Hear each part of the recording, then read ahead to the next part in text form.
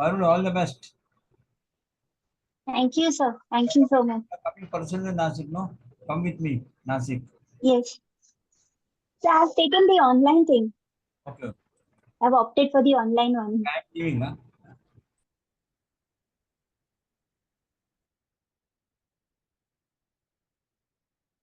Okay, done. Can you see? No, can't see anything. Okay, wait. I'll just show.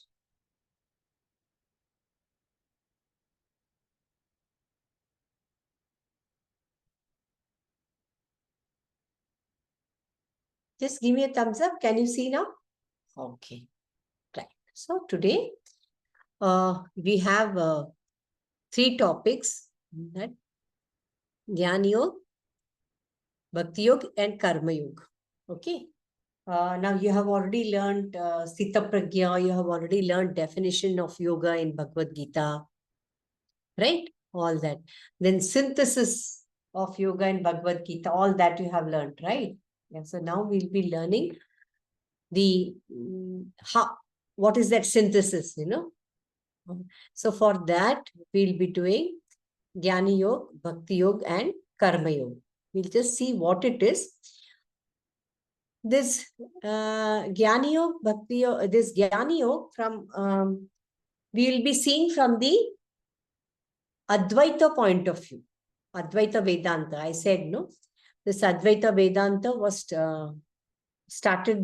propounded by Adi Shankaracharya around the century, say 5th, 6th century. And he wrote many commentaries on Upanishads. Okay, Upanishads were existing already. And Advaita, I told you, concept, monism. Advaita, not two, but it is one. So that is the meaning of Advaita. So we will be studying Jnana Yoga from that point of view.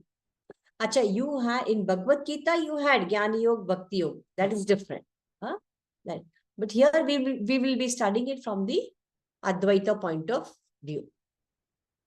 Okay. So Jnana means knowledge. Okay. Yoga, we know, to establish a connection with that ultimate truth, final truth. How you will establish the connection? Through Jnana, through knowledge, the path of knowledge. So that is why it is called Jnana Yoga. Okay.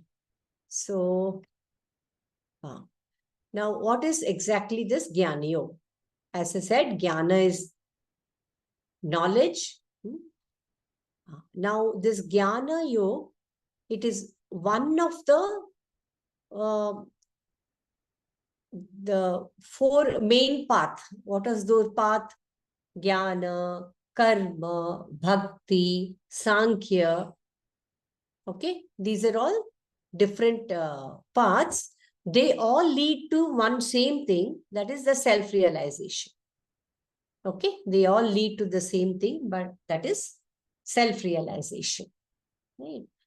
So in this Jnana Yoga, we will be studying from the Advaita Vedanta point of view.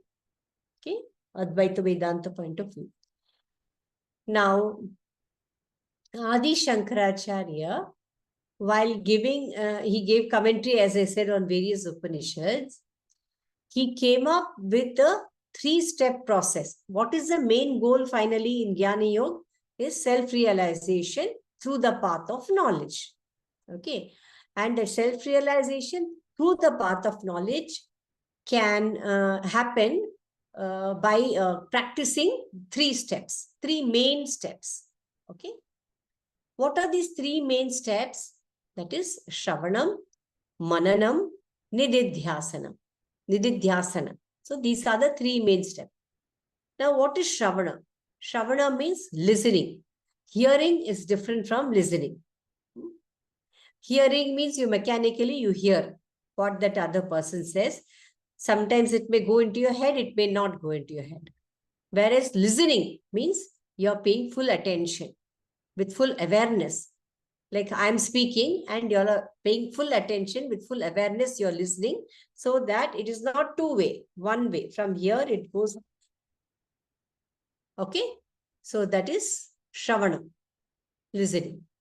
Okay, that means when the Shishya, when the student listens to the teachings of the Vedanta from his Guru, and what that Vedanta says, that Brahman is the final truth, ultimate truth.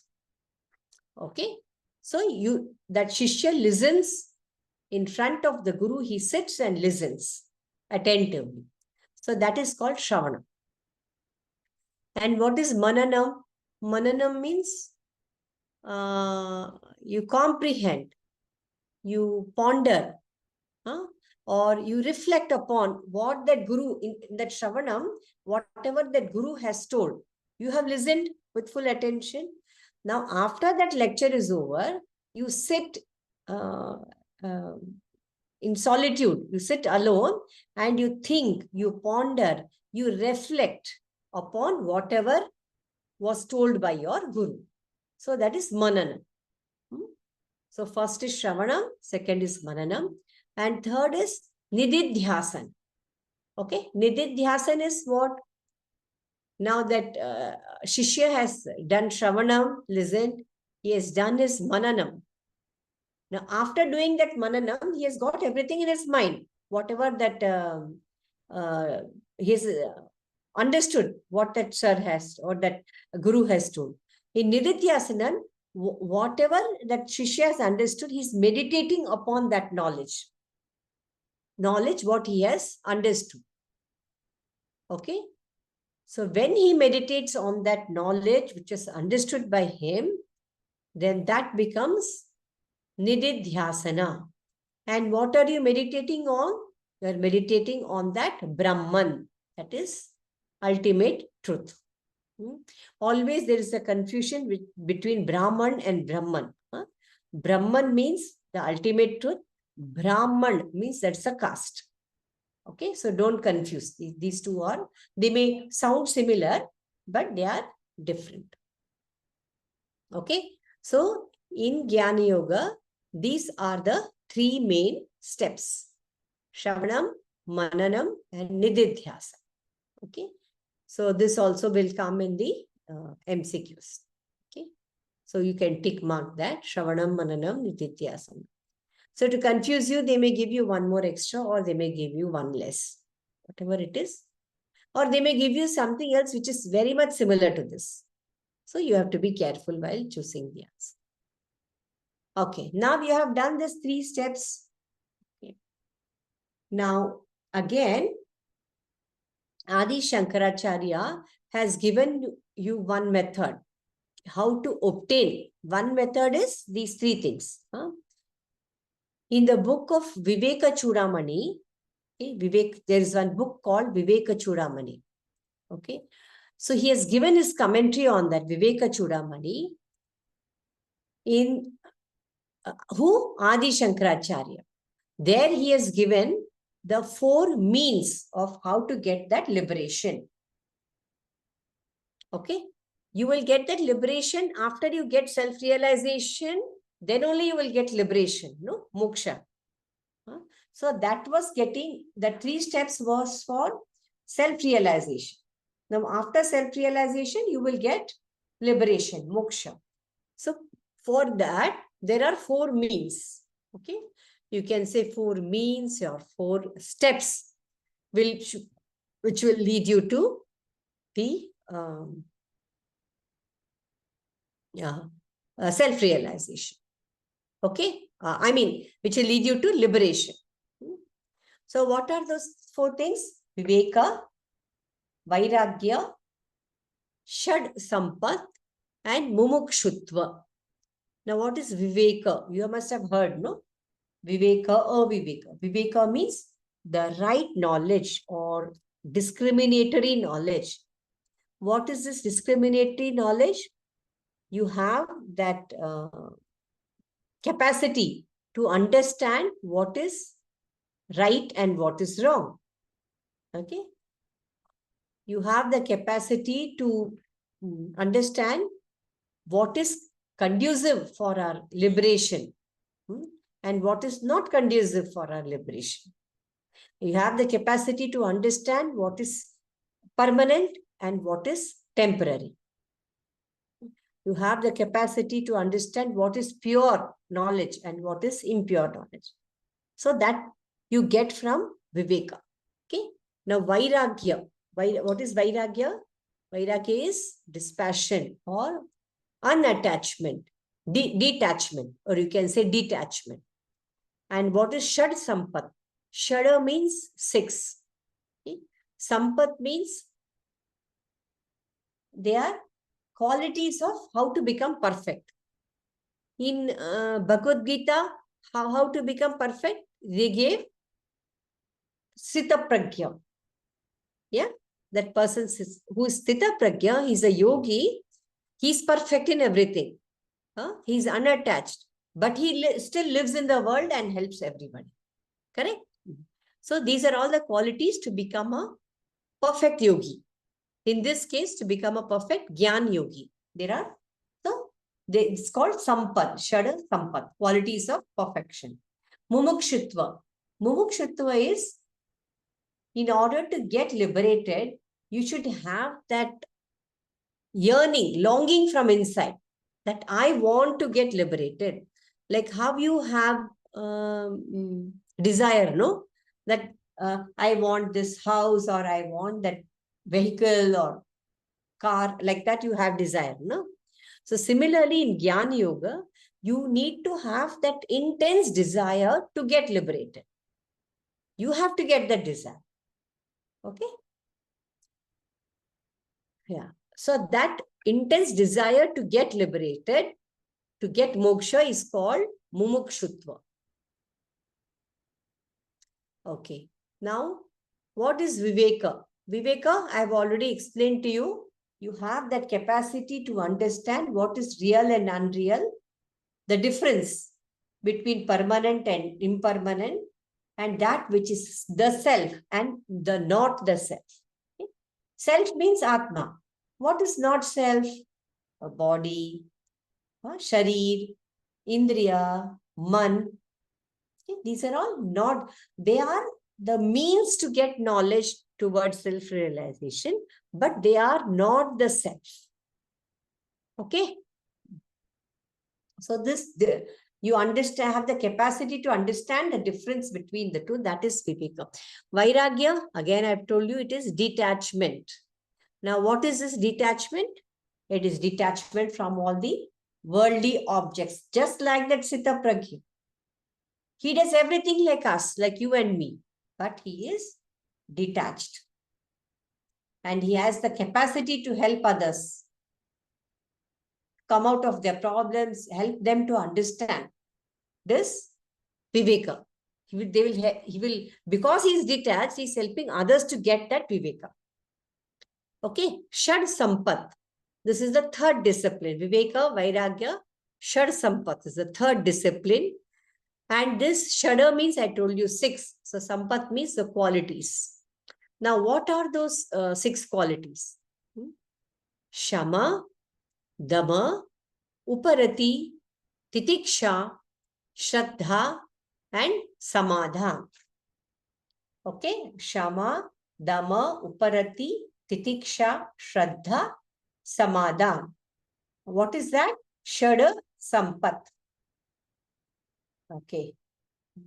Now, what is this Shama? Shama. Shama means control of your mind. As I said, this mind, we have to control the mind. It is a means of getting the knowledge, provided it is in our control. So when the controlling of the mind, the means to which you control your mind is called Shama. Now, how will you do that? How will you do that? As soon as we get a desire in our mind, see, we are all living in this material world, right? We are bound to have desires. As soon as the desire arises in the mind, now what is the correct order? First, the indriyas, karmendriya and jnanendriya, come in contact with the object, right? And then it passes that data to the mind. Now, the mind, instead of going after those objects, what it will do? it will ask the buddhi to interfere. Okay. How the buddhi will interfere? Because it is a buddhi, the intellect's work, job, to do this discrimination of right and wrong. So immediately the mind will pass on that to the buddhi, and it will say, you take the decision, whether it is valid or not, whether it is right or not, whether it is good or bad, whether it will help me in the progress of my yoga or not. Right? So that is called Shama. So for this, our mind has to be pure. If the mind is not pure, what will happen? It will not pass on the data to the whatever it is received. It should immediately pass on to the buddhi, right? But if the mind is impure, what it will do? The mind itself will run after those objects. The mind itself will run after it instead of passing on to the buddhi. If it passes on to the buddhi will decide what to do. Okay, so to purify the mind, what we have to do? We have to do japa, bhajan, satsang, and puja.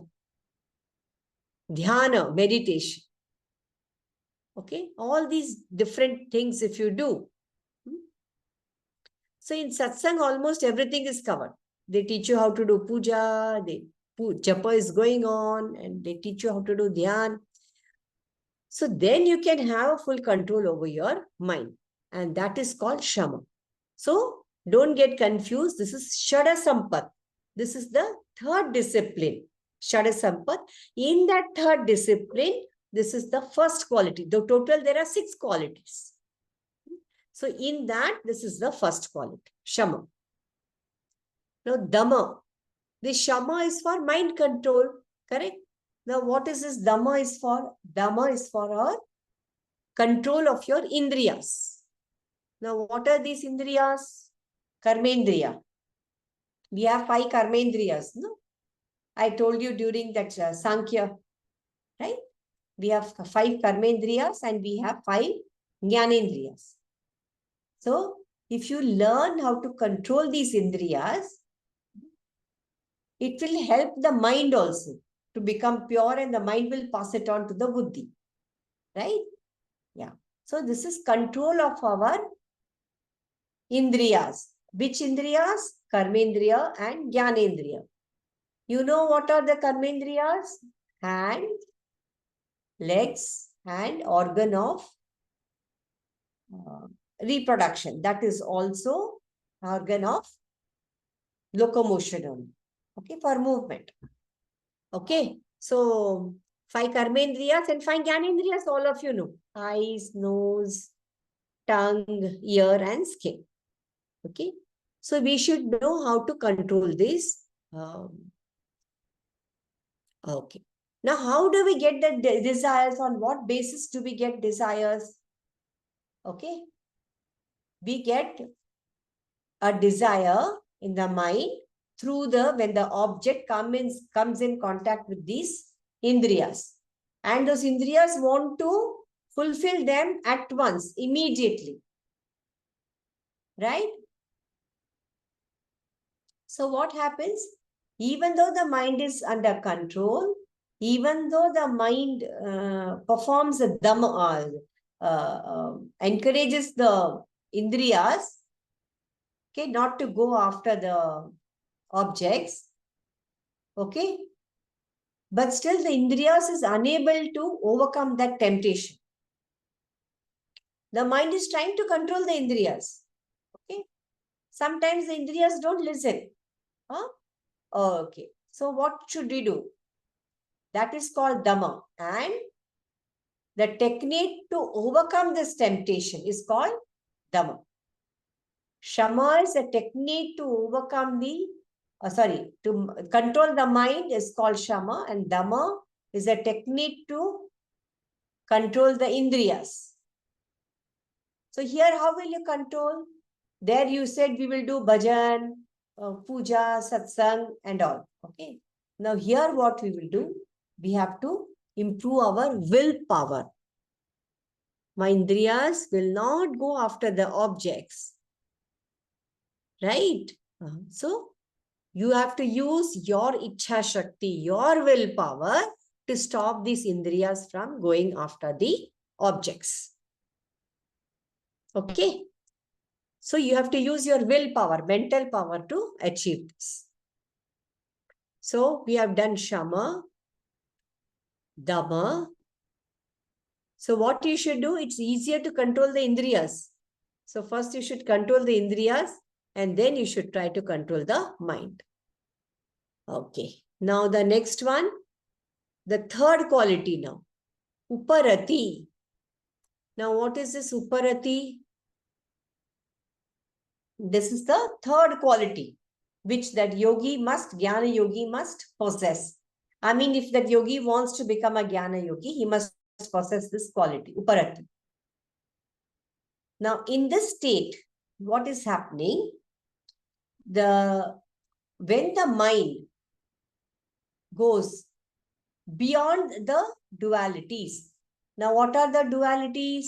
We just now spoke. In that Viveka, remember we spoke. Dualities, good, bad, hot, cold. Then praise, criticism. These are all opposite dualities, right? Yeah. So when the mind is under so much control, when the mind is above all these dualities, then that state is called Uparati. When the mind is beyond all these dualities, it is called. That means when the mind is beyond the dualities, the mind will not get agitated. When the mind gets agitated, that means Rajas is more. That's why the mind is getting agitated, right? So when this Uparati happens, the mind goes beyond the dualities. Okay? So when the mind goes beyond the dualities, this also you have to sit in dhyana and actually experience it. By saying it is okay, it's easy. I said, and you have understood also. But are we able to do it? So you have to get that experience. You have to actually sit in meditation and you have to actually look at those dualities and you have to actually go beyond the dualities. So for that, Shama Dhamma is very important. Then only the Suparati will become easy. Now here there is nothing like, you have 4 castes, correct? Brahman, Kshatriya, Vaishya, Shudra, you have. Any caste, it doesn't, I told you that Brahman is that ultimate truth. And here Brahman is the caste. Right? So now this Uparati has got nothing to do with any caste. Any person with Uparati, who has gone through this Shama, Dhamma and all, that person can enter into this Uparati state. ऐसा नहीं कि I know all the scriptures, so I can attain Uparati. You don't know the scriptures, so you cannot. ऐसा नहीं है. Right? Okay. So that is Uparati. And this Uparati, is it similar to something which you have already learned? In Yoga Sutra, Ashtanga Yoga, what have you learned? Yama, Niyama, Asana, Pranayam, then Pratyahar, Dharana, Dhyan, Samadhi. Now here we are saying control the Indriyas, control the mind. So what is it similar to? Which step from the Ashtanga Yoga?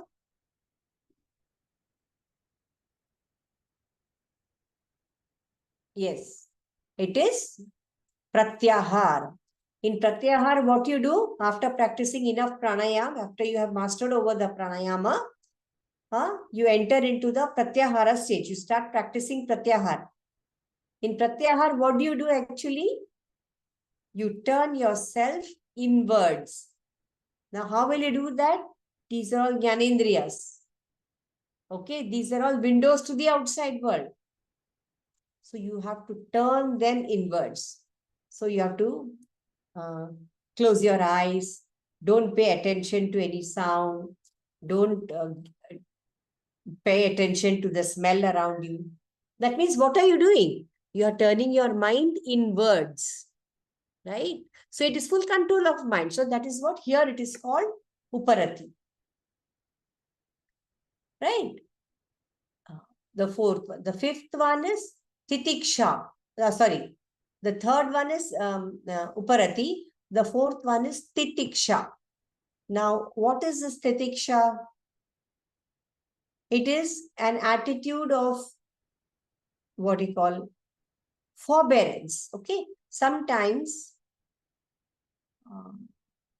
you have the question in your mind, no? Why do bad things happen to good people? Right? Happen. Why do bad things happen to good people? You may be wondering, right? But you cannot say that. Why? Because we have already learned the 3 types of karmas I have told you. Right? Sanchita, Prarabdha, Agami, we have already learned, right? You know the logic behind it, how it works. So we cannot say. So this sorrow, loss which are getting now, it may not be. Now we are good people, but we don't know how were we in the past. So you need that forbearance. You need that capacity to when you're going through some pain, when you're going through some grief, sorrow, loss, somebody has lost a loved one. Now I feel why my sister-in-law should suffer. Like that I will feel. Huh? Like that somebody else will feel something else. Right? So the attitude of forbearance. So, and also when somebody injures you, we say no tit for tat. Immediately we injure them. Right? When somebody injures you, just take a second, close your eyes and think why that person has injured me. Huh? Just go back and think. Or maybe something might have happened in the past. Because you did not hurt that person at all. You did not say anything to that person. You did not hurt that person by your words, by speech, or by mind, by thought, nothing. Still that person is hurting you. Right?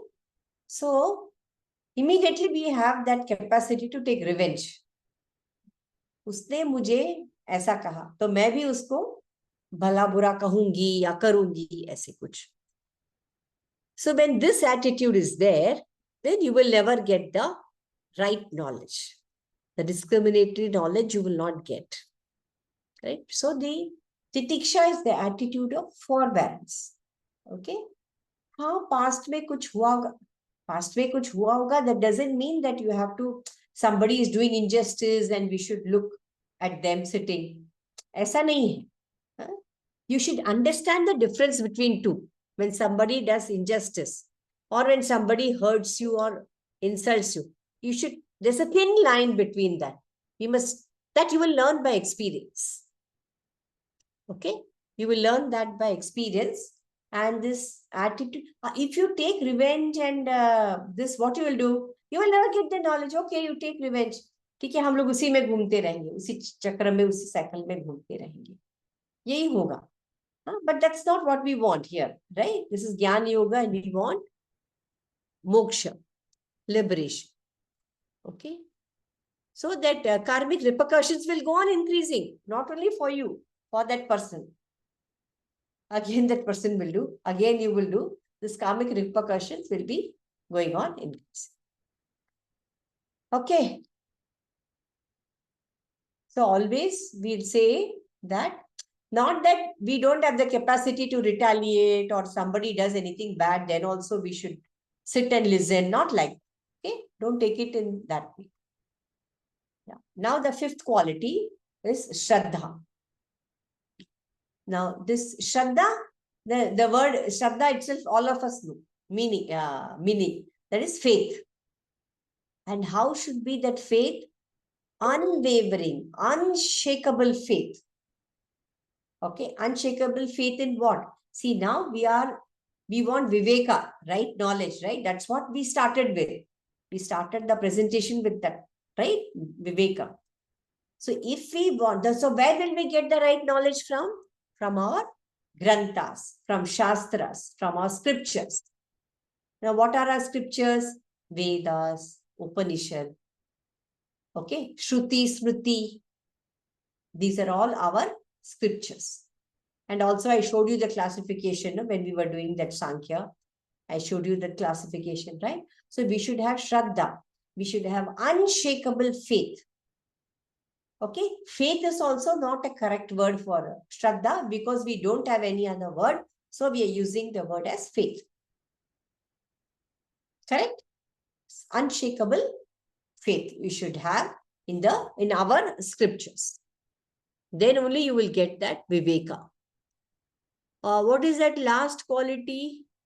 It is Samadhan. In Hindi, Samadhan means if you come up with a solution to a problem, then you can, iska Samadhan ho gaya, like that we say, no? But this is a Sanskrit word, Samadhan. Samadhan means full, single, one-pointed concentration.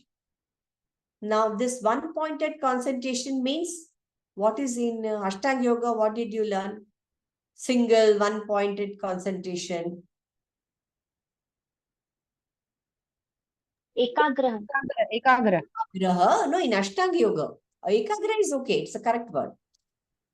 In Ashtanga Yoga, you think of all the steps. Why I'm relating, no, you will understand better. Would it be Samadhi, ma'am? No. Or Yeah, it is a mixture, you can say. Ma'am, What- dhyan. Yes. After what is Dhyan. after Pratyahara? Dhyana. dhyan? Yes, one single one-pointed concentration will be dharana. Then the same dharana will get converted into dhyana if you do it for a longer time. And the same dhyana will get converted into samadhi. So it is a combination of all three. That is samadhan. It is a combination of all three. Okay. Now, how will you concentrate? Ma'am, in Patanjali Yoga only, I remember they had told that the combination of three, dhyana, dharana, samadhi, is samyama. Sanyama. Yeah. Now Okay. here, you cannot use the word sanyama. He has given the word as samadhan. Huh? Okay, one-pointed concentration. Only if you do dharana, will you get moksha? No. You cannot get, no? So here in Jnana Yoga, they have used the word as samadhan. So when you are writing Jnana Yoga, use the word as samadhan. When you are writing for Ashtanga Yoga, Yoga Sutta, that time you use the word as Sanyam. Okay. Okay. So what is samadhan when you do? Now, up one-pointed concentration कब करते हो? When you are desperately looking for a solution. Otherwise, हम लोग नहीं करते हैं ना? When you are solving a problem or when you are doing some work, कि मुझे आज करना ही है, खत्म करना ही है. Or you are preparing your PPTs, no? आज PPTs मुझे खत्म करना ही. So you put more concentration, correct? अच्छा, how do you put that concentration?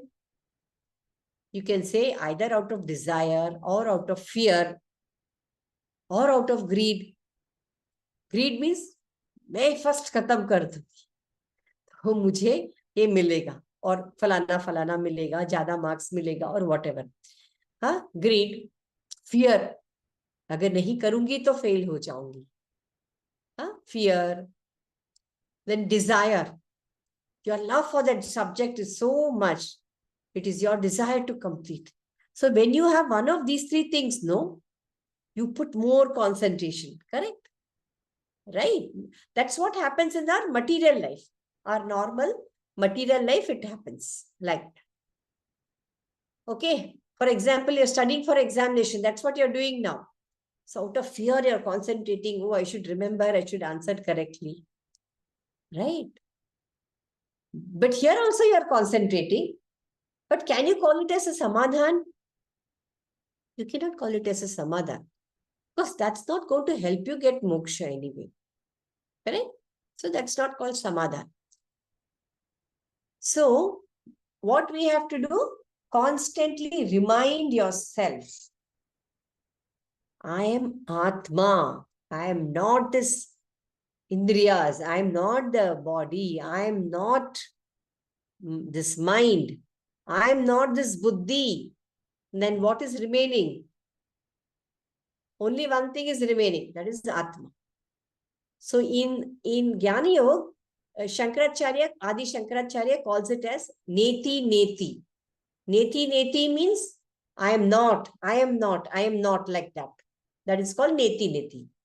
I am not this. Why are not this body? The body keeps changing every time. No? You are a child, you are looking different. You are a teenager, you are looking different. Acha, you tell me one thing. You're different now, you're aware of it, because now you're older, no? You're aware. You look at a photograph and say, I was like this when I was small. And now I'm like this. I'm grown old, I'm like this. You'll still grow older, we'll get all these wrinkles. Hair will go grey. Correct? Achha, my question is, while this is happening, are you aware of it? No, you're not aware. जब बड़े हो रहे होते हैं, उसका ज्ञान तब का तब नहीं रहता है. Then when will you come to know? You will come to know after becoming that, then you come to that. Everybody will know, no? You will know, I will know, then everybody will know. Correct? So right knowledge is that while it is happening, you should become aware. Itna aasan nahi hai, of course, I also don't know. I have also not had that awareness. I'm telling you what is the meaning of it. Jab wo ho raha hota hai, that is why Patanjali always says Sakshi. What Sakshi Bhava you should watch, all the vrittis. जब वो वृत्ति हो रहा होता है आपके मन में, तब when you are experiencing that vritti, that time you have to watch. Right? So here the samadhan is, you should understand what is that Atma, what is the nature of this creation, the world which you are seeing, how this world was created. Okay, so the only one thing is constant here is that Atma, right? So you should know the nature of Atma. And Adi Shankaracharya, what he has told? Atman is Brahman. That is what is monism, no? No, Advaita, not duality, one. That is only Advaita. Atma and Brahman are one. So that you have to realize, that is called Samadhan. In that Samadhana stage, you will realize that. Okay, now Mumukshutva. Okay, this is that right knowledge. When you want to Samadhan, when you're doing that, you will get the right knowledge. Okay, you will experience. Right? We were talking about Viveka in the beginning, right? You will actually experience the right knowledge. Okay, now Mukshitva. Now, after you have come till this stage, naturally, you will have that desire to get liberation or to get moksha, right? And so many times it has so happened. Even after reaching this titiksha stage, the yogi has fallen down. It has happened because of one small mistake. What is that mistake? Ego, that ahankar comes. Ahankar comes somehow. Right?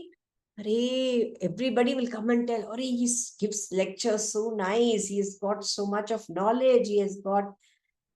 He's explaining so well. Such complex concept. He has such a high understanding. I say, सब लोग बोल के वो ऐसे हो जाते हैं, वो खुद नहीं होते हैं, तब तक ठीक ठाक चलता रहता है.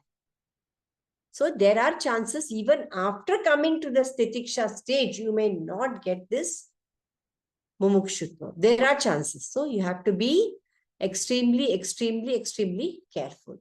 So this mumukshutva is the intense desire for moksha. Okay, then how will you get? You have to become free from this cycle of birth and death. That should be your desire. And if that desire is there, then you will get moksha. And to get that moksha, what we talked about, first step in the 3 steps, the first step is Viveka. The first step is Viveka, right knowledge. Only if that right knowledge is there, only if you can make out the difference between the right and the wrong, then only you will get this mumukshutva, no? Then you will realize, "Arey, ye duniya mein kya rakha hai?" That sort of an attitude you will get, and then you will have that intense desire for liberation. Okay? Desire, I'm talking, you have not got liberated. You will get that intense desire to get liberated. All this, what we are doing, is for getting Viveka.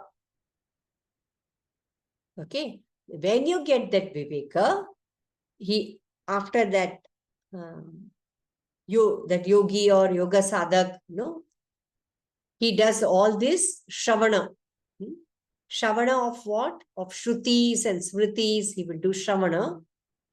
Means after ye sab hone ke baad. Okay? Shruti, Smriti. And then he does Nididhyasana.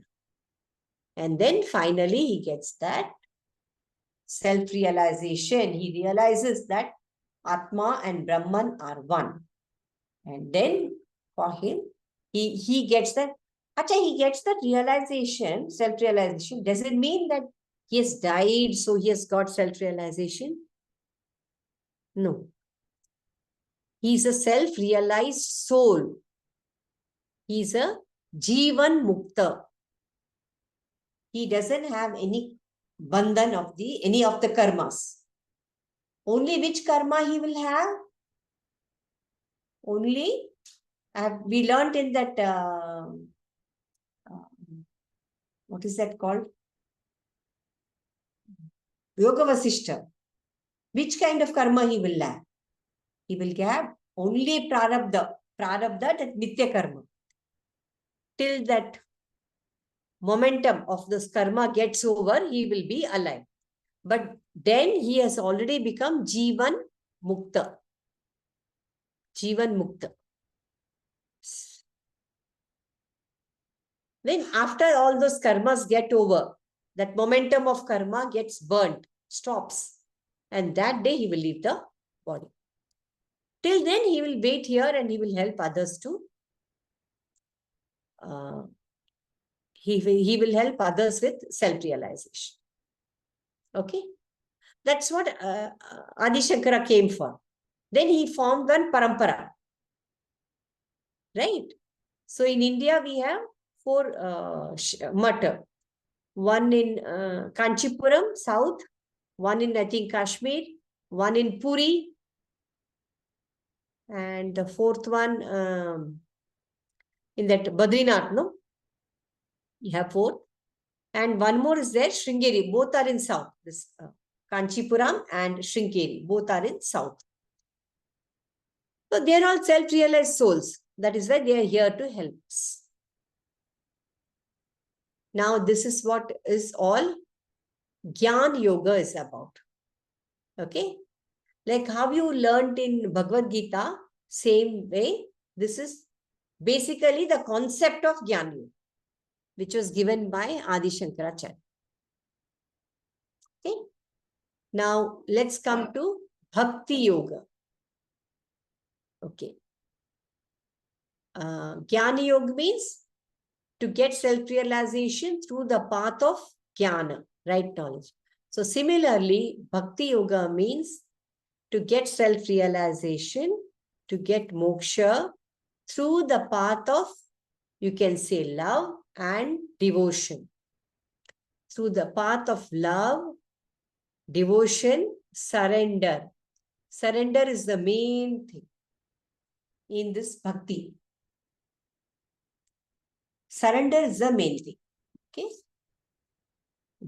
Love, devotion, and surrender. Okay. Now, first is, what is bhakti? See, bhakti is derived from the word bhaja. Okay. Bhaja means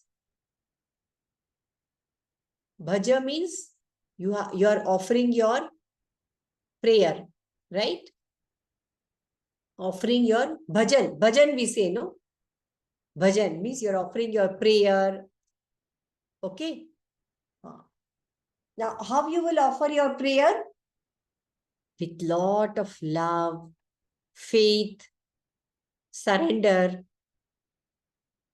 Yes, here you can have attachment. There what we said, you have to completely be detached, right? But here you can have attachment, but towards whom?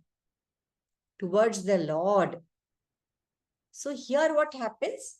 The law of substitution works. Here they don't say that you have to be detached. You're attached. See, we have to do our duty towards our family, towards our society, towards our nation. We have to do our duty, but you should do it with detachment. So what they are saying here, you remove that attachment from all these mundane worldly things and shift your attachment towards the Lord. Now, I'm attached to Krishna. Is it okay? Yes, it's okay. I'm attached to Krishna. So I'm doing puja, kirtan, bhajan. Okay. So instead of my attachment towards my family or towards my society, I'm shifting that attachment towards Lord Krishna. Acha, now because I have shifted my attachment towards Lord Krishna, does it mean that I'll stop doing my duty? It doesn't work that way. You have to keep doing your duty. But you're doing your duty with a nishkama bhav. Duty with nishkama bhav. Just give me one moment. Just give me one moment.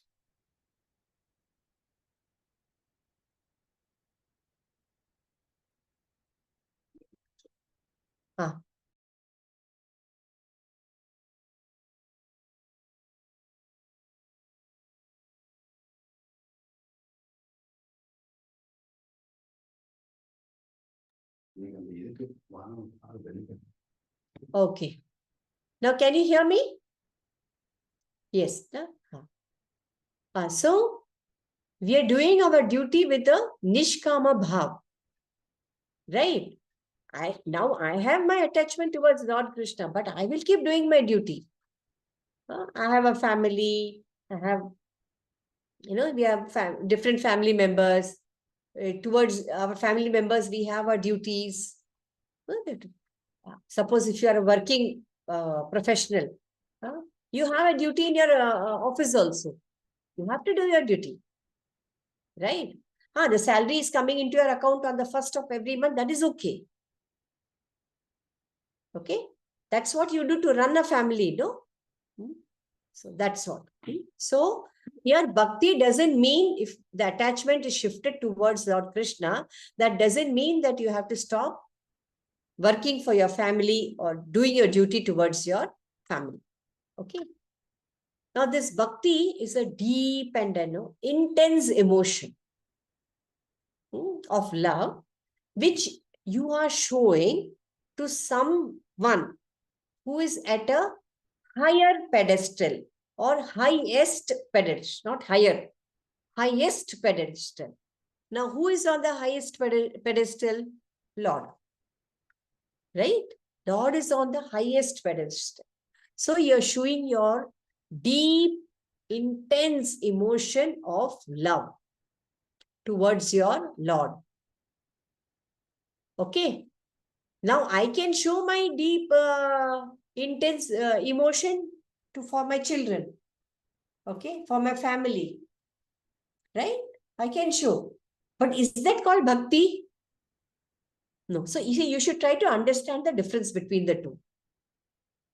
वो तो चल ही रहा है, जो duty आप कर रहे हो, कर ही रहे हैं, चल ही रहा है. But you cannot call that as bhakti. Bhakti is when you show your intense emotion of love, your surrender towards someone who is at the highest pedestal. Why? Because we have shifted our attachment, right? From the worldly to, you have shifted your attachment towards that highest person. Yes, you have shifted. See, in Advaita, if there is no person, Atman and Brahman are one.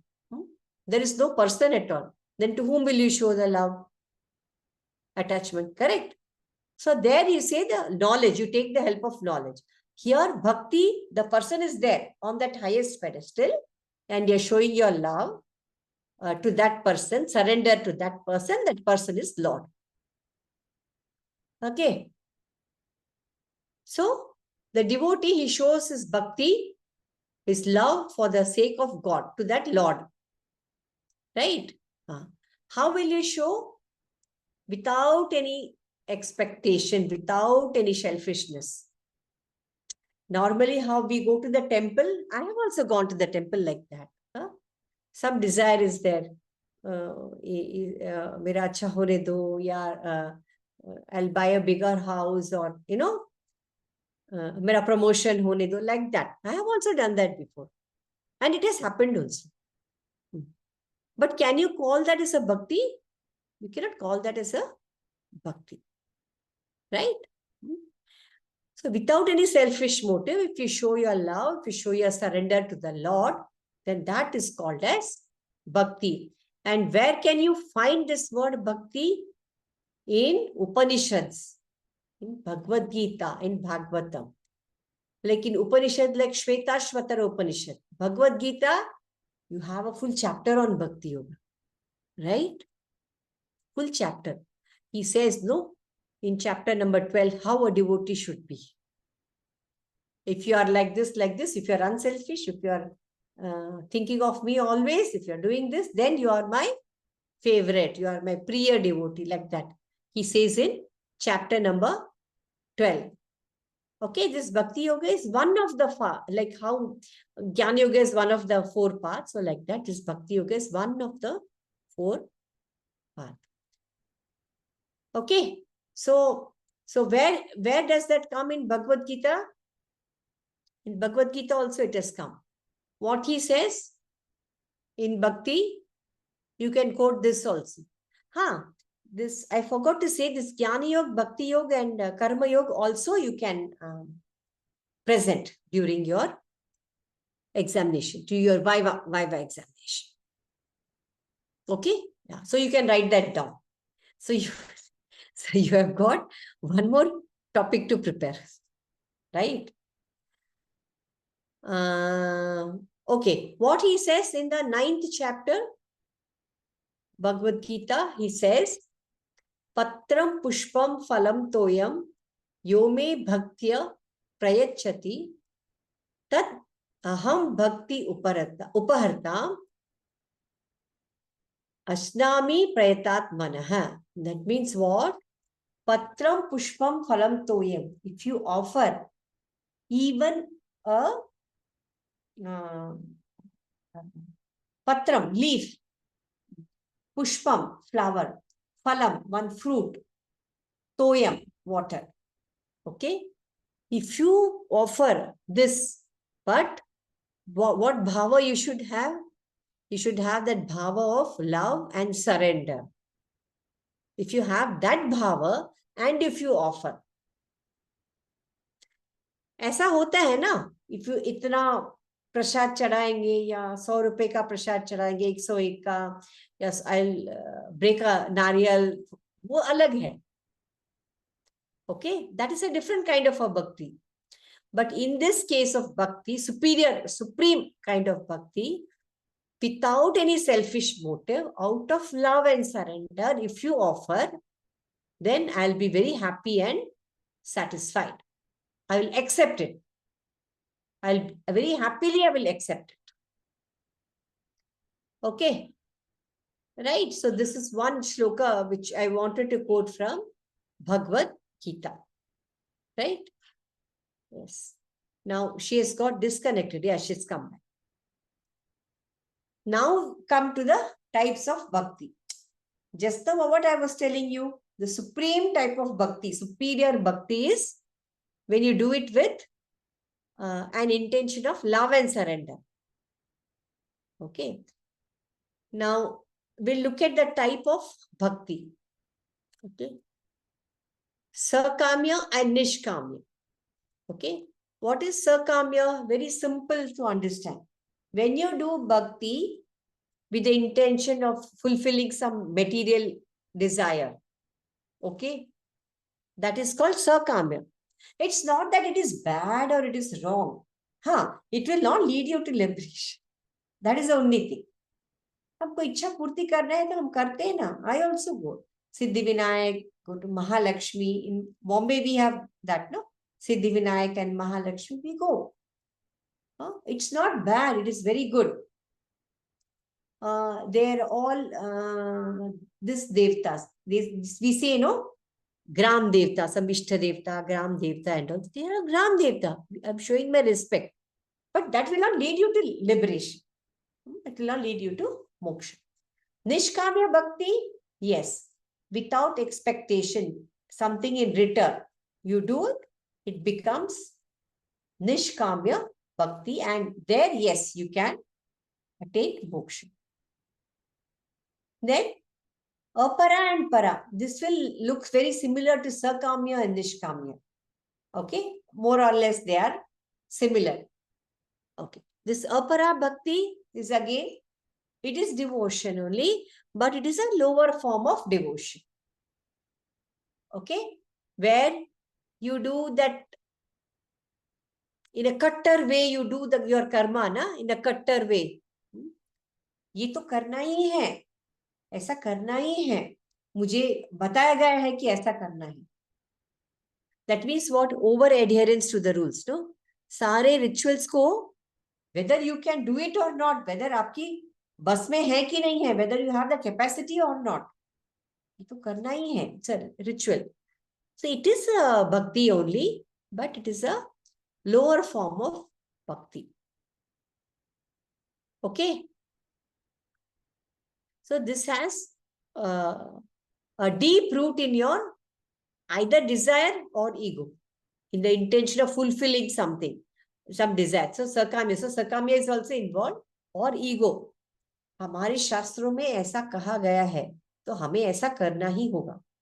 Over adherence to the rules that you learnt in Hatha Yoga, na? Yes, what is that called?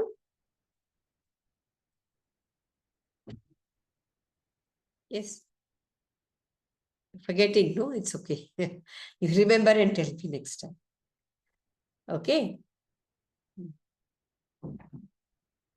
What is this para bhakti? Para bhakti is the highest love which you show towards your God. Your pure love, devotion with the Atma Samarpan Bhava, means surrender Bhava. If you have a surrender Bhava, you will not have any expectation in return. Okay, so that is called para bhakti, and this para bhakti will take you to the Lord. Okay, will take you towards the God has a transcendental nature. Transcendental means he's beyond all this, what you see in this world. Okay, so this para bhakti will take you to that Lord. So Sakamya, Nishkamya, apara and para, both sound similar, but with a slight difference here. Okay, so these school of bhakti. And now, what are the bhavas in bhakti? Acha, you tell me one thing. It is already 2:15. Is it okay with you all if I continue up to 2:30? Is it okay? Okay. And what about Divya? Yes. Both of you okay, na? So what I thought, I'll just finish this bhakti yoga also. By 2:30 odd. Now, we only learned the types of bhakti, right? Types of bhakti. Now, bhava. I told you, no, with the Atma Samarpan bhav you have to do. So like that, we will see what are all the different bhavas in bhaktis, in bhakti. Okay. This bhava is basically what? The attitude which you have in your mind. With that attitude, you're showing your devotion, your love for God. So what is that attitude? In which attitude, in which bhava you are showing? Shanta bhava.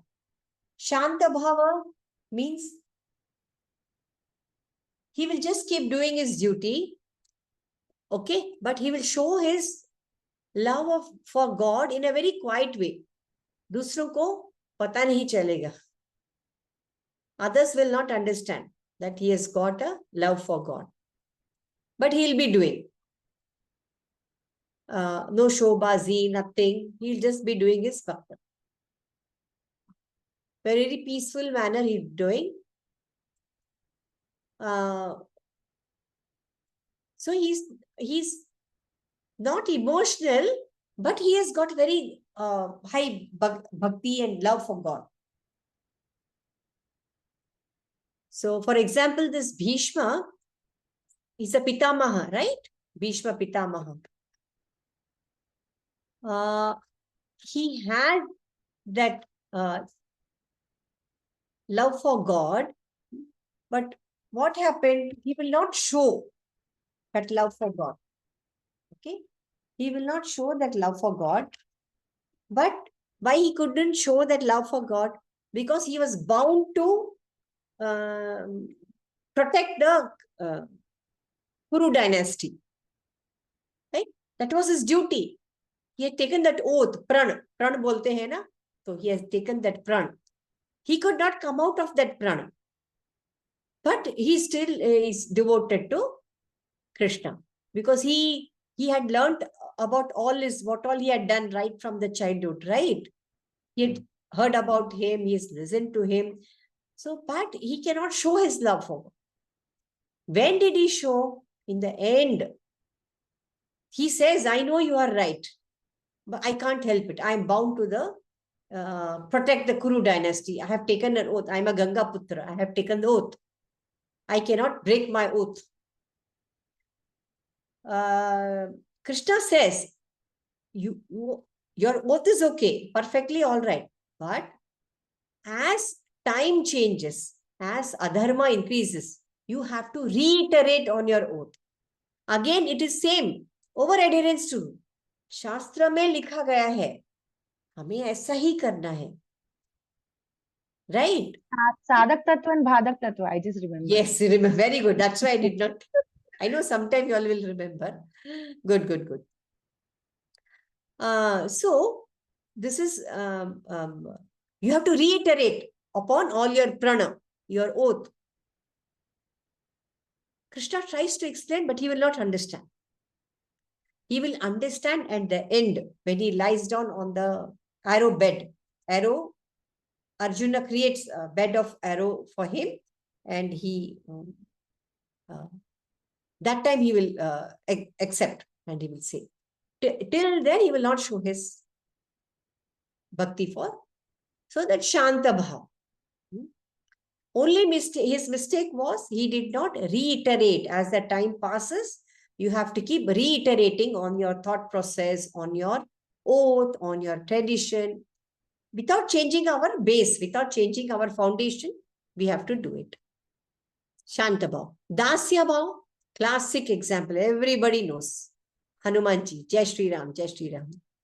He will never, he's ever ready to serve the Lord. He's ever ready. He's just waiting for him to open his mouth and the work is done. Not about that big, he bought that Sanjeevani when Lakshman was lying down on the deathbed. Okay, Lakshmanji was lying down, he got the Sanjeevani. That is okay. That he had to do, he was bound to do it. Even duty like, when he sleeps, Lord Rama sleeps, what will happen? Lakshmana will say, I will guard. And Sita Mata, she will always massage his feet. Then he will feel bad. Hanumanji, oh, I have nothing to do. Then Lord Rama will say, whenever I feel sleepy, I will yawn. So that time you do this. For me, putting to sleep, we don't know normally when he yawned. He was happy, very happy with that seva. So that is Dasyabha. Not doing great things and accomplishing great things. That is. So Sakyabha. Sakya means friendship. You can be his devotee and you can be a friend also. And devotee. So classic example is Arjuna. Why he chose Arjuna is a different story. Okay, that is totally a different story. So Arjuna, he always calls him Madhav. Madhav, he calls him Madhav. And they both are friends. And if you have read Bhagwad Geeta, they will argue also. He will ask doubts, lot of doubts. When he says that I will not lift the Gandiva, bow. Like a friend, he will, they'll both will act like friend. But a time will come, he'll be forced to be his guru. At that time, he will advise. What? He will doubt. He has a lot of doubt. He will ask doubts. And like how normally a friend asks doubts during examination, you all ask each other, no? Doubts and all. So like that, he's like a friend, but he's a devotee. He respects him like as though he's a lord. He calls him Madhav. Without asking him, he will not do anything. But that also he is very strict. Although he's a friend, he says every time you should not say Madhav. You have to do your duty, na? ऐसा नहीं कि हम लोग सिर्फ माधव कृष्णा बोलेंगे तो he will come and do our job. ऐसा नहीं. You have to, and not that Arjuna did like that. Arjuna did because we should understand. That's why he did. Arjuna is a great person. He's a great devotee. He did like that because there are people like us. He will come. So we should understand what is that actual bhakti. So that is why he did. Madhav we do. हाँ मेरे माधव दिखेंगे, मेरा माधव आएंगे, मेरा माधव सब करेंगे. ऐसे नहीं. We are not. So he will purposely not come to help him once, because he should realize. Because Krishna will help those who help themselves. Okay. So Sankhya Bhav, you can take him as a friend, but you have to keep doing your karma. Okay. There is no compromise on that. So Shantaras, Santa Bhav, Dasya Bhav, Sakya Bhav. Okay. Now Vatsalya Bhav. Vatsalya, you know, it's a classic example of Mata Yashoda Maya and Krishna. Classic. That's she doesn't know anything that she first of all doesn't know that he's a Lord. Okay, he's Lord Krishna. Always. He tries to show miracle in different ways. When that Putana comes and tries to breastfeed him, you might have heard of that story, right? I don't know whether you have heard. So all these miracle he will show. Okay. Then that he plays mischief, so she ties him on the okal, this, you know. That time he wanted that excuse to be tied. He let her tie. No, she could not tie him at all. Finally, he let her tie, so she tied him. Because he wanted these two trees. They were some devas, they wanted to get liberated. So all these things are there. At that time, she used to take, oh, somebody has come and attacked my child. Somebody has come and she never even realizes that she is the Lord.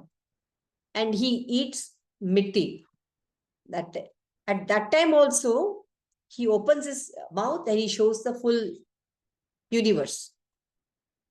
And he makes her forget also. That's a different story. So, she never realizes that she is a Lord. It's a total surrender to him. And she keeps on serving him. Of course, he will hit him and she will punish him also. Like how a mother punishes a normal child, like that. And he wanted it that way only. So that was the purpose why he came. Okay. So that is what do you call it? Vatsalya. Okay. Like how a mother shows. That's why everybody have Laddu Gopal in their house, right? Laddu, small Gopal, Laddu Gopal. In that position you have. So you can just shower all your love and affection on that Krishna. Okay, then Madhurya Bhav. This is highest bhav.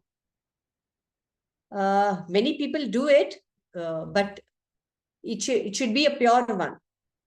Okay. They get attracted when they see Radha Krishna love, they get attracted and they try to imitate, but it may not be a true one. Correct? So this is the Madhurya Bhav is a classic example, is a love between Radha and Krishna. That is a pure love. Okay? That is a pure love is between Radha and Krishna. It is nothing got to do with your body or nothing material or nothing like that. It is just a pure love. She has surrendered herself fully for Krishna. There are many instances in that Bhagavatam where sometimes she gets married to another person, but still her devotion, her love remains the same. That's a big long story. Okay, just to remember, Madhurya Bhav is between Radhe and Krishna. Okay, here what happens? That in that highest position, that devotee here, Radhe is the devotee, right? Sometimes she feels herself becomes Krishna and she goes to that level. She does so much service where that devotee herself or himself feels that Krishna Maya, they say, I've become Krishna Maya, like that. Right? So that much love and that much surrender for Krishna. And this Krishna gets amazed. He's surprised, like how that Radharani is showing so much of love and affection for me. He himself wanted to experience. Can you imagine? Lord wants to experience what that devotee is showing. In this case, Radharani, she is the highest devotee. Nobody is above her. Okay. So Lord Krishna himself wants to experience what that Radharani is showing towards him. He's amazed how this can happen. So what he does, he takes the form of a Lord Chaitanya Mahaprabhu. He takes the form of a devotee. In that form, he takes the form of a devotee and he tries to experience what Radharani does. Okay. So you don't have to go into deep detail. You can only say the real pure love between Radha and Krishna. That is example of Madhurya. Okay. So this is the Bhava. Now next is, it's already 2:30. Can I take this small thing? Then the Bhakti Yoga is done. Is it okay? No? It's already 2:30, so that's why I said. Now, there are types of bhaktas, 4 types of bhaktas. Okay, these are all important ones. Whatever I showed you in the slide are all important from the examination or theory also and Viva also. 4 types of bhakta, where it is mentioned in the 7th chapter of Bhagwad Geeta. In the sloka number 16, you can go and refer to that.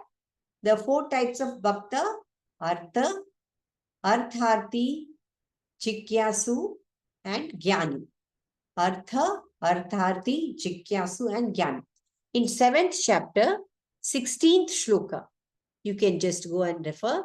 Artha. Artha means, see, when a person is suffering or some incurable disease is there, or some family member is having that incurable disease, then you go and pray to God, right? Let my relative be cured, let my relative be cured, like that. Means you want to come out of that misery, or you want rather your relative to come out of that pain and misery. That's why you go and pray, right? Or sometimes there are earthquakes and too much of thunder, lightning,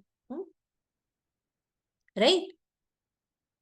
What kind of tapa? Tap, 3 types of tapa, no? Tap. So this is, when I say thunder, lightning, earthquake, those are all what kind of tapa? Yes, whether it is Adi Bhautik, Adhyatmik or? Adi Devik.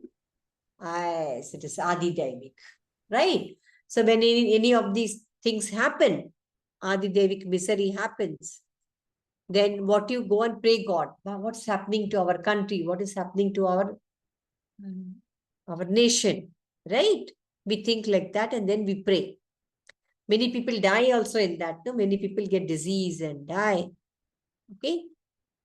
So that kind of a bhaktas are called artha. Artha.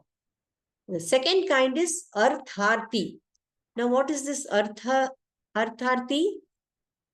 You want wealth, money, fame, position. Then also you go and pray God. Right? When I get so much of wealth or when I buy a big property or house, then I will come and do so much of offering. Right? That kind of a bhakta is called artharthi.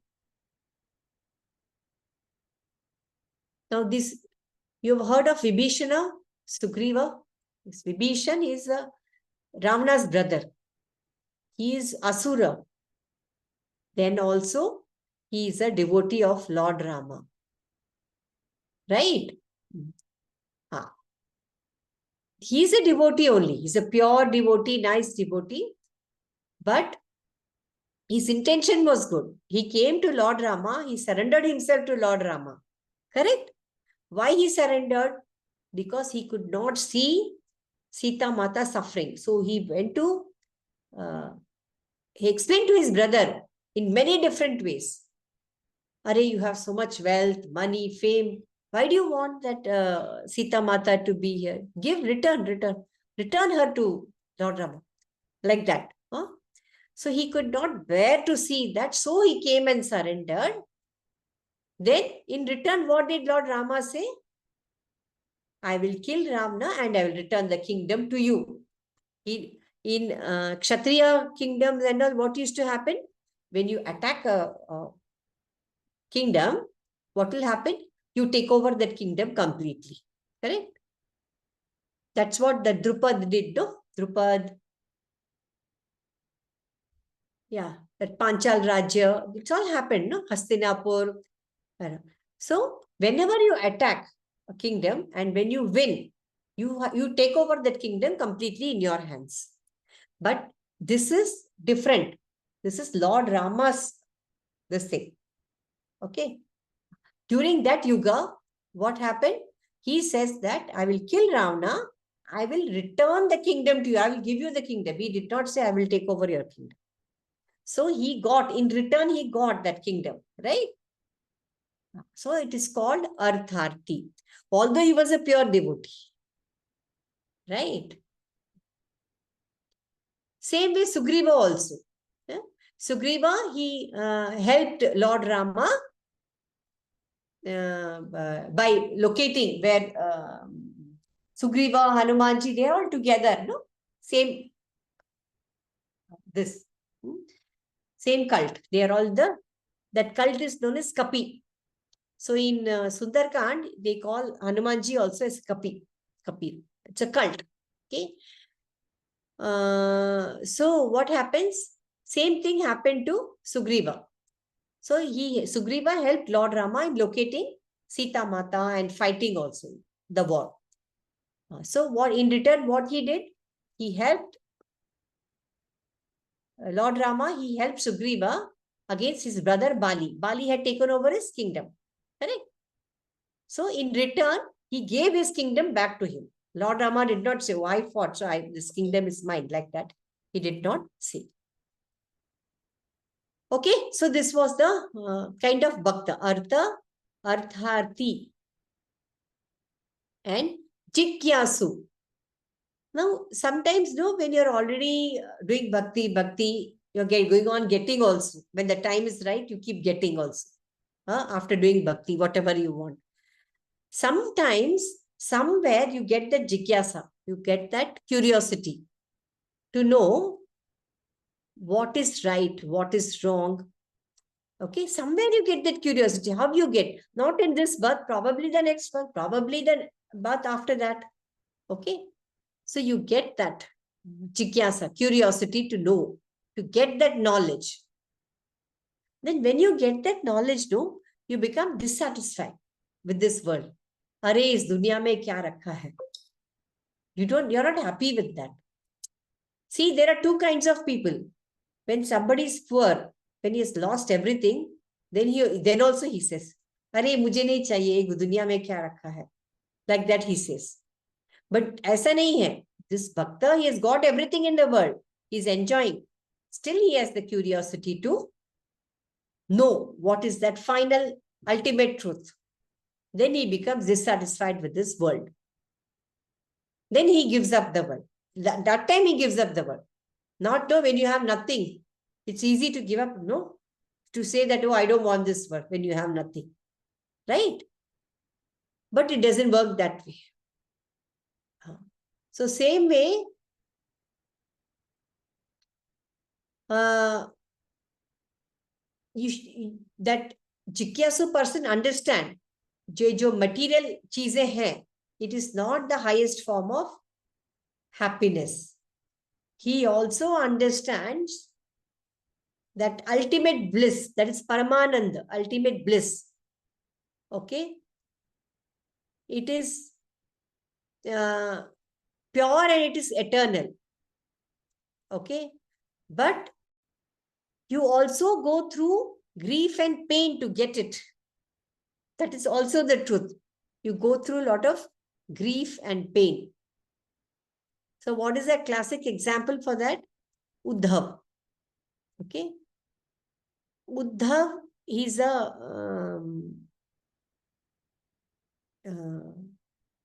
charioteer, right? Uddhav. Of Lord Krishna, right? So they were also going through a lot of pain and grief. Okay. Then after continuously going through pain and grief, he says, now what is there in this world? Then he comes to Krishna and he asks. Okay, asks for the knowledge. Okay. Then Krishna gives him that knowledge. This happens in Bhagavatam. Okay. And he writes one Bhagavad Gita known as Uddhav Gita. Whatever knowledge he got from. So he's a jigyasu. He got that curiosity. Now, Jnani. Jnani is a man of wisdom. Okay, he has got the right knowledge. He has got the self-realization. He is already a realized soul. Okay, Jnani.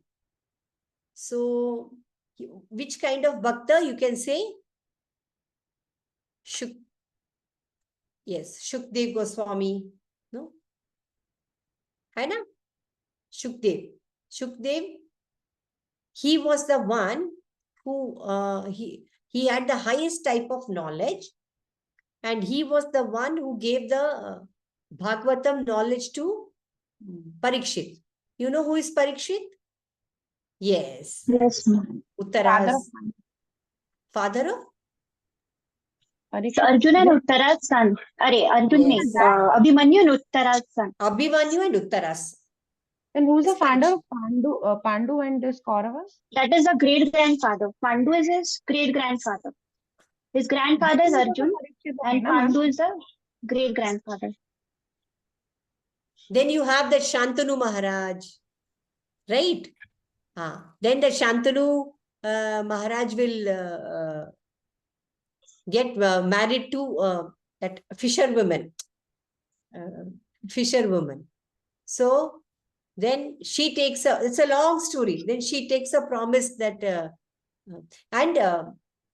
Bhishma is Ganga Putra. That Ganga gives him Shantanu. then she will raise an objection that this fisherwoman, no, I mean, she's a great lady, very great lady. Then she takes a oath from him. Then this Bhishma gives the oath. That time he will take the oath that I will not become a king. Instead of being a Ganga Putra, instead of getting all that, I will not become the king. I will only guard your Kuru dynasty. That time. Then that goes on, that story goes on. Then all that. That's a big story. I'll tell you next time. It will go very long story, that is. Okay. So he gives that knowledge of Srimad Bhagwan to Parikshit. Okay. So that is called, these are all 4 types of bhaktas. Artha, Arthati, Jikyasu, Jnani. Okay. Then, now who is the highest bhakta? Okay. Anaya bhakta. What is this Anaya bhakta? That person who is above the 3 gunas. Now, who is above the 3 gunas? Again, you have learnt in Bhagwad Gita about the 3 gunas. Sthita Prajna. Correct? You have learnt about Sthita Prajna, no? He's above all the 3 gunas. So, that bhakta is called Anaya bhakta. Means, he's a man of highest, yogi of highest perfection. He has got, but he's totally detached from the world, but still he is living to help others. Okay? To help others. So that is the highest bhakta. That Sthita Prajna is the highest bhakta. Okay? He loves all and serves all without any this thing. Okay. Now, Navavidha Bhakti. This is the last item. Again, I'm asking you, can you wait? Okay, this is the last item in the Bhakti Yoga. You can wait, right? Okay. Now, this is very important from the Viva point of view and from your this examination point. Navavidha Bhakti, again, in Srimad Bhagavatam, they have told there are 9 ways to worship the Lord. Navavidha, 9 different ways to worship the Lord. Now, what are those 9 different ways? First is Shravanam. Now, where have you heard this Shravan? Today in the beginning you have heard Shravan, Manan, Nididhyasana. So, in any kind of yoga, whether it is Bhakti Yoga or it is Jnana Yoga, the first step is Shravanam. Shravanam means you have to listen to the names of the Lord, stories of the Lord, his pastimes from the proper bona fide Guru. Proper bona fide Guru. Without any twisting the facts, he should explain. Okay? Who's the Gurus who have come from Parampara to Parampara. Shravanam. Kirtanam. Kirtanam, you have chanting and singing the names of the Lord. Okay? Always you're chanting and singing. Smaranam. Smaranam means you are remembering the Lord. Okay? So when you do Shravanam Kirtanam, already you will do Smaranam, no? You will remember the Lord, right? Now, Shravanam Kirtanam Vishnu Smaranam Pada Sevanam. Pada Sevanam, just you remember Hanumanji. But I don't have to explain anything else. Pada Sevanam. You serve the God. Willingly, with love, with surrender. Archanam. Archanam means worshipping the Lord. You do puja, archana and all to worship the Lord, right? Archanam. Vandanam. In Vandanam, you always praise the God. Always. Any small thing happens. Oh, Krishna did this for me. Oh, any other small thing happens. And if anything doesn't happen, no, if that good thing, what you thought doesn't happen, no, what he will say? oh, good, this did not happen. Maybe Krishna has a higher plan for me. Maybe there was some danger in that. That's why Krishna didn't. Is that kind of a devotee. Always, under any circumstances, he will keep praising the God. Okay. Archanam, Bandhanam, Dasyam. Okay. Dasyam also, you remember? Hanumanji. In Pada Sevanam, you offer your service to the Lord, who's in the form of a Murti. Okay. Sakyam, you develop a friendship bond with him, like how Arjuna did. You can do that by learning Bhagwad Gita also. By reading and learning Bhagwad Gita also, you can develop friendship, that relationship with Lord. It's difficult though. It's difficult though. Sakyam Atma Nivedanam. Here Atma Nivedanam is total surrender. Okay? Total surrender to God. Absolutely, completely surrender to the Lord. Without any iota of doubt. Without any. As I said, even if anything bad happens, if your desire is not fulfilled, or maybe, it's because of that. Like that. We have to keep saying that. Or if anything bad happens, I might have done something wrong. So maybe Krishna wants to teach me something, some new lesson or something he wants to teach. Like that. That should be the level in Atma Nivedana. Like that, Radharani.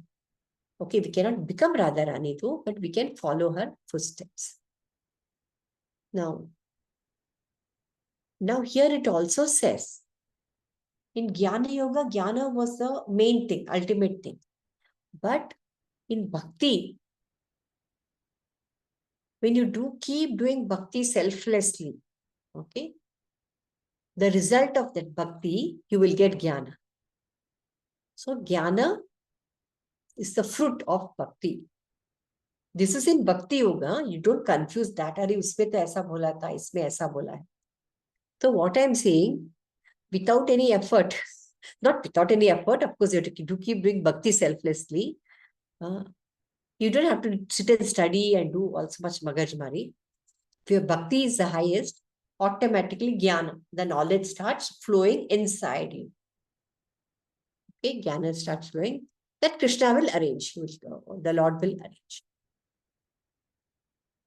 And it is this Jnana which intensifies the Bhakti. Both, they go hand in hand. So, Bhakti के बिना ज्ञान नहीं है और ज्ञान के बिना भक्ति नहीं है. You cannot say first I will do full jnana and then I will do full bhakti. You cannot say like that. They go hand in hand. Because of bhakti, jnana flows inside. And because of your jnana, your bhakti intensifies more and more. Okay.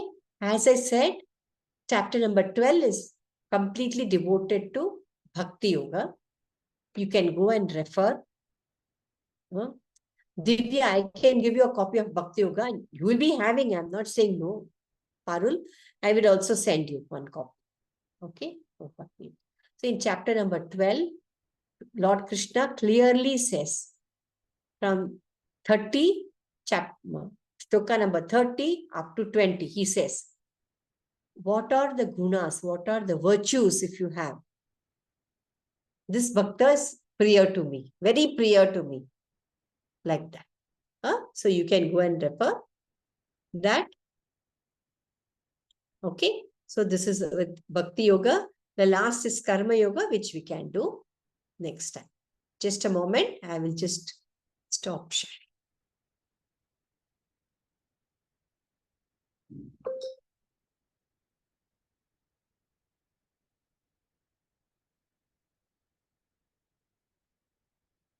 This.